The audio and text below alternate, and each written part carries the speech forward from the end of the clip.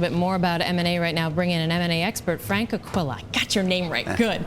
Partner at Sullivan Cromwell. Frank, I should point out, has worked on major deals, including the sale of Burger King and the Pillsbury General Mills merger as well. Thanks for popping by the office. Appreciate it. How are you? This is a very atypical August. It is extremely unusual. It certainly for me is the busiest August I've ever had in my entire career. And I think it's the busiest August we've seen in the M&A world in at least 5 years. Why? Why? The real question for me is not why are we seeing it this busy now, it's why didn't a lot of this activity start in February, March, April, as a lot of us had expected? Can you answer that your own question? It's hard to say, but I think a big part of it is that every point at which M&A activity was about to take off, something else would happen.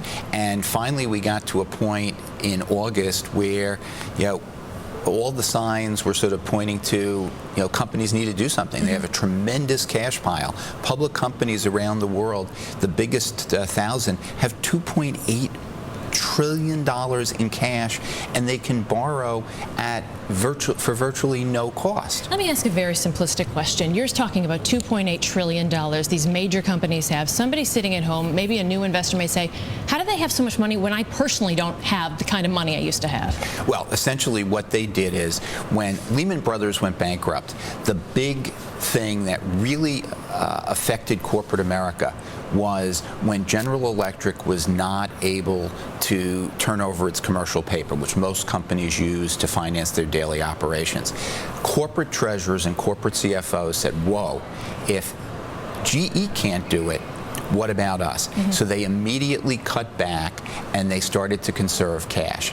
Stop stock buybacks, no more dividend increases. They cut employment, they cut capital expenditures.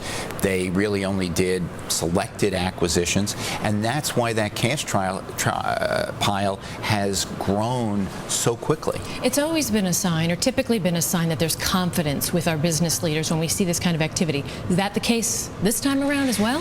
Well, I think, it depends on the industry.